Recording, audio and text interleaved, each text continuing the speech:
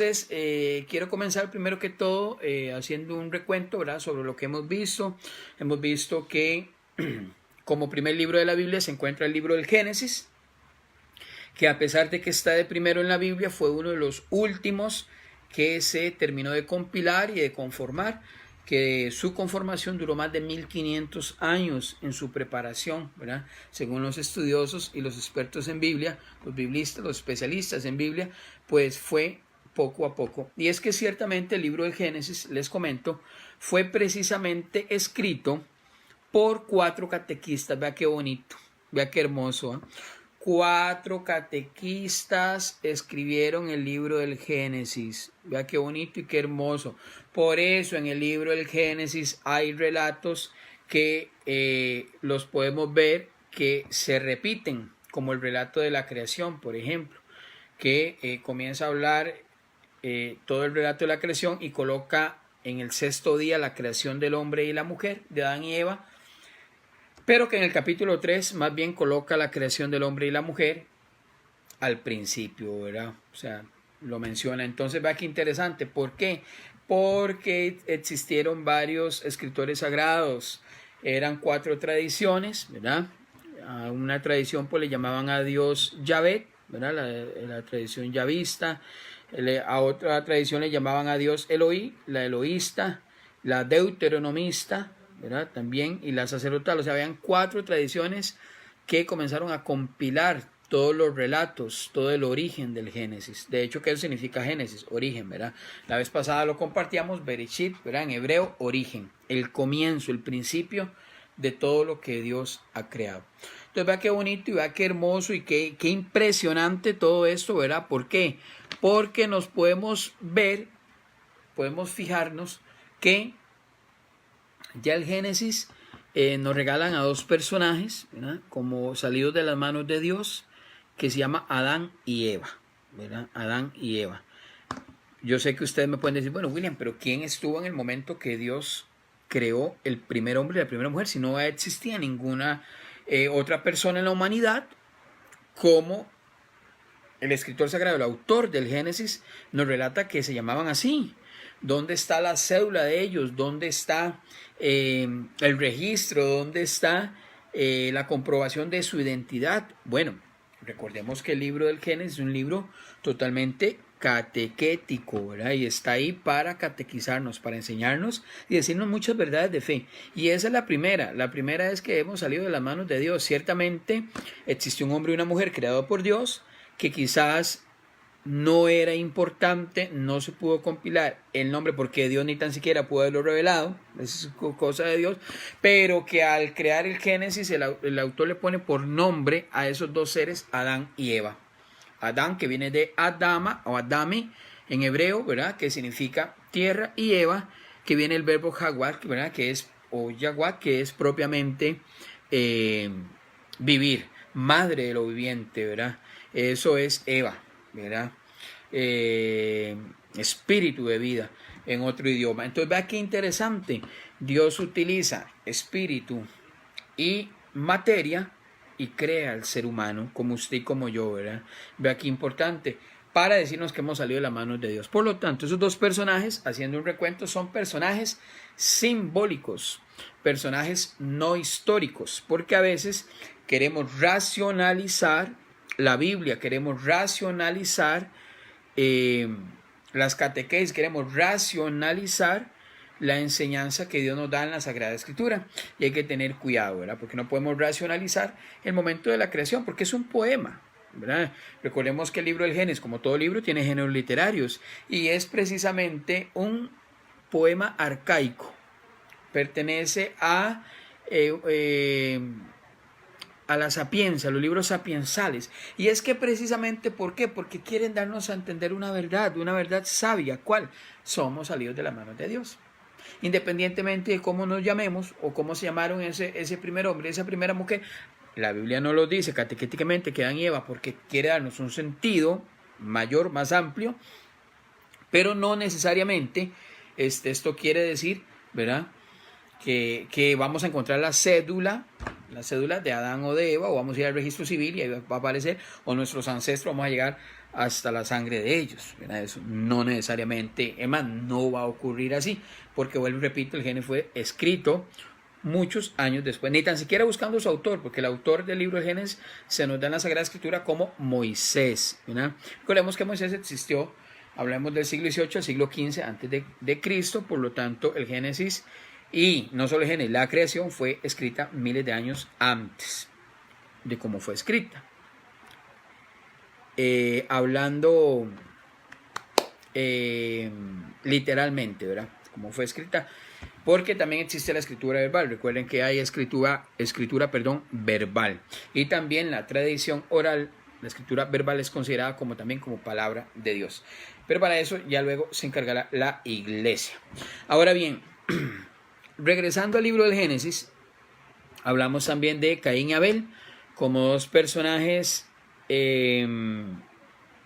teológicos, ¿verdad? Dos personajes que la Sagrada Escritura los coloca ahí como dos personajes teológicos y simbólicos también, Caín y Abel, porque si Adán y Eva fueron simbólicos, no en el sentido, tengan cuidado porque no estoy diciendo que no existieron, existió el primer hombre y la primera mujer, ciertamente, pero el escritor sagrado, el agiógrafo, le puso por nombre a Adán y Eva para catequizarnos. Vea qué importante, y vea qué bonito, y vea qué hermoso viéndolo desde ahí. Ahora bien, pasamos por Caín y Abel, que también lo vimos en un video, ¿verdad? Y hoy ya vamos a ver uno de los relatos más bonitos y más hermosos, que es el paraíso, ¿verdad? El paraíso, que es un relato pues muy bonito. ¿Por qué? Porque ya en el libro del Génesis nos habla de un paraíso, ¿verdad? Llamado el Edén, de un paraíso llamado el Edén. Y es que precisamente estamos hablando del año 950 antes de Cristo, cuando un catequista que le conoce a Dios como Yahvé, saben que Yahvé significa Señor, ¿verdad? Adonai, mi Señor en hebreo.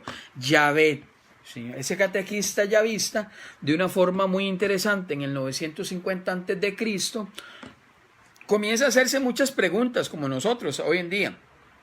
Qué raro, ¿por qué existirá el mal? Iba descubriendo, qué raro, ¿por qué hay muchos males, sufrimientos, matrimonios destruidos, las familias se llevan como perros y gatos, ¿verdad? Y el catequista yavista comienza a reflexionar, ¿verdad? Qué raro, ¿qué habrá pasado, verdad?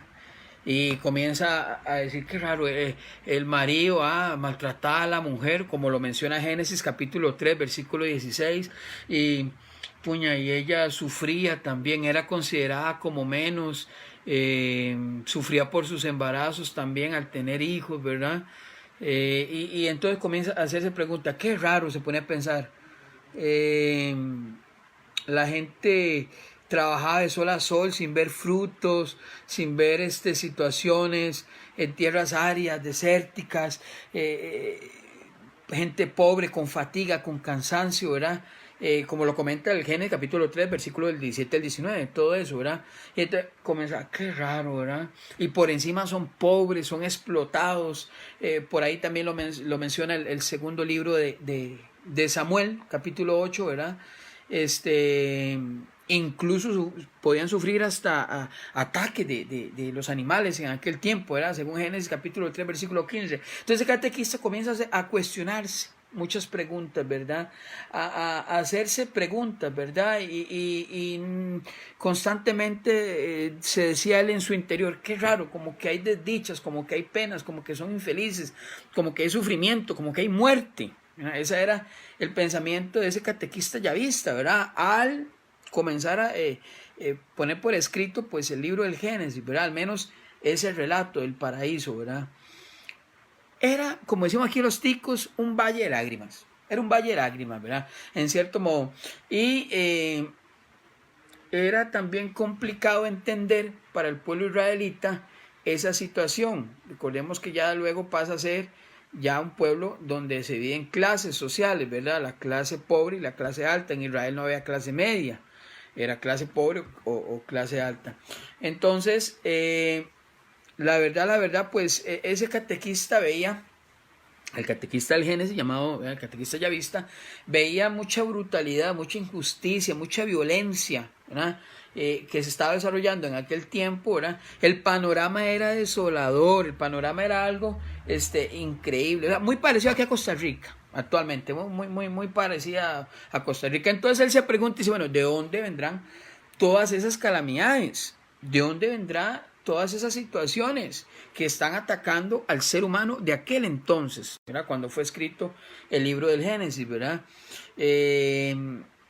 ¿Por qué? ¿Por qué podemos nosotros pensar así? Precisamente porque el catequista dice, ¿cómo va a pasar todo eso si Dios todo lo había hecho bueno? ¿Verdad? Recordemos el libro de Génesis, todo lo ha hecho muy bueno, todo lo ha hecho bueno. Y anocheció, amaneció, y vio Dios que era bueno, y vio Dios que era bueno. El estribillo, la antífona, ¿verdad? Como le llamamos en la liturgia de la misa, el salmo, ¿verdad? Donde es todo un salmo, ¿verdad? La creación es un salmo que se nos cuenta y al final el sentido es rescatar lo que era el Shabbat, el día de descanso, el día sábado, porque al final termina el relato de la creación diciéndonos, y Dios descansó, y Dios descansó, qué interesante, y Dios descansó, ¿verdad? Y está en Génesis capítulo 1, versículo 10, capítulo 12, y ahí le puedo seguir diciendo las citas bíblicas donde se encuentra todo eso, ¿verdad? Ahora, nunca pensó el catequista decir, bueno, es obra del diablo, ¿no? Lo que pasa, los males y las situaciones es obra del diablo, porque en esos años la gente ni tan siquiera contaban con esa enseñanza de la existencia de Satanás, ¿verdad? Entonces, y tampoco decían, bueno, en algunos momentos quisieron ver a un Dios como un Dios castigador, un Dios malo, pero ya luego se quitó esa perspectiva, ese pensamiento de Dios, ¿verdad? A veces le dieron características también a Dios un poco humanas, ¿verdad? Y Dios se arrepintió, ¿verdad? Se arrepintió de haber creado al hombre, etcétera, etcétera. Entonces le dan características humanas a Dios. Dios se inclina, Dios se agacha, Dios ve, Dios mira con ojos Dios escucha el clamor de su pueblo, como que si Dios tuviese orejas y fuera un simple humano, como si Dios tuviese boca y fuera un simple humano para poder hablar. Sí, ya luego en Jesucristo, pues por supuesto, Jesucristo muestra el rostro del Padre, pero en el Antiguo Testamento no, ¿verdad? En el Antiguo Testamento era, pues, había esa incertidumbre. Entonces, ¿qué pasa? ¿Qué pasa? Muchachos, ¿qué pasa? Bueno, que precisamente viene uno de los signos más grandes del libro del Génesis, uno de los relatos más hermosos y más bonitos, que es precisamente el catequista yavista se figuró un paraíso. Vea qué hermoso. Un paraíso, ¿verdad? Un paraíso que en algunos momentos quiso poner a Dios como que le colocó castigos al hombre. En el capítulo 3, el versículo 14 al 19, nos habla de eso, ¿verdad? Como que Dios castigaba, ¿verdad? Dios, como que Dios ponía castigos al hombre, ¿verdad?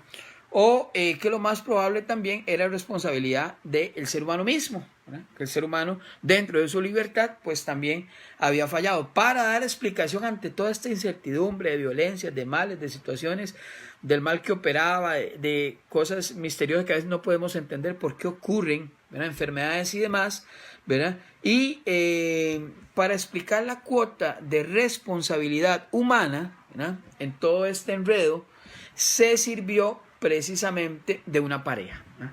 De una pareja como le era Adán y Eva, de una pareja creada por Dios, de una pareja que tenía su libertad, pero que Dios le había dado también una prohibición, que la encontramos en el Génesis, ¿verdad? Como cuando les dijo, pueden comer de todos los frutos, menos del fruto del árbol de la ciencia del bien y el mal, ¿verdad? Como para así representar esa ruptura, ¿verdad? Que había entre Dios y nosotros los hombres, ¿verdad? Entonces vea que interesante. ¿Por qué? Porque aquí lo estamos viendo desde la teología y aquí no estamos dando una clase de educación religiosa, porque aquí no estoy dando clases de educación religiosa, aquí estamos dando una reflexión teológica. ¿Y cuál es la reflexión teológica? La reflexión teológica es el catequista yavista como escritor sagrado del libro del Génesis, al ver tantos problemas que pasaban en aquel tiempo y que siguen pasando y siguen aconteciendo, incluso cuando fue escrito el libro del Génesis, que estamos hablando del siglo X antes de Cristo, del 950 en adelante antes de Cristo, vea qué interesante, se vale de signos, de símbolos, de números, de muchas cosas para catequizarnos, para enseñarnos, y es precisamente que utiliza esta pareja simbólica como lo era Adán y Eva, ¿verdad? Dos personas que ciertamente existieron, que nadie sabe cómo se llamaban los nombres y que en su momento el libro de Génesis nos lo revela como Adán y Eva, porque busca detrás de ello una catequesis, porque Adán viene de Adame, tierra, y Eva de espíritu, vida, el verbo Hawat, ¿verdad? En hebreo. Entonces, para decirnos que propiamente Dios toma materia y espíritu y crea al ser humano, ¿verdad? Aquí lo interesante, ya la ciencia nos dirá si venimos del Homo sapiens o de otras cosas. La Biblia no es un libro de fe, y la Biblia nos va a decir siempre que venimos de las manos de Dios. Entonces el catequista pues utiliza ese ejemplo, esa pareja, ¿verdad? Una pareja llamada Adán y Eva, ¿verdad? Y pues a partir de ahí quiso explicar el mal de todos, ¿verdad? O sea, el pecado, lo que conocemos como el pecado original, ¿verdad? El origen de todos los males, el pecado mismo, ¿verdad? Entonces, vea qué hermoso, porque entonces comienza la narración, ¿verdad? De Adán y Eva dialogando con ¿qué? Con una serpiente, ¿verdad? ¿Cuándo hemos visto a nosotros un ser humano hablando con una serpiente? Bueno, si racionalizamos, yo sé que aquí me puedo encontrar con gente muy devota, gente muy creyente, ¿verdad? Al igual que mi persona, amo a mi iglesia y el dogma y la fe, el dogma, entiéndase dogma como una verdad de fe, siempre lo he respetado, lo he compartido y lo creo, porque como católico creo. Si hablamos de los dogmas, la Asunción de María y todos los dogmas que tiene la iglesia, siempre lo vamos a aceptar, pero aquí estamos en una reflexión teológica que es distinto, y es precisamente lo hermoso y lo bonito de ver esta pareja como lo es Adán y Eva, ¿verdad? En un paraíso, ¿no? En un paraíso que no vamos a poner aquí porque el mal es más grande, ¿verdad? No podemos hablar de Adán y Eva en un paraíso como que eran dos seres humanos que hicieron berrinche y Dios se enojó y los quitó, ¿eh? Porque se comieron una manzana. No. Esto es mucho más serio. Esto es mucho más serio. Desde lo entendido, desde los géneros literarios, esto es mucho más serio, ¿no? Esto es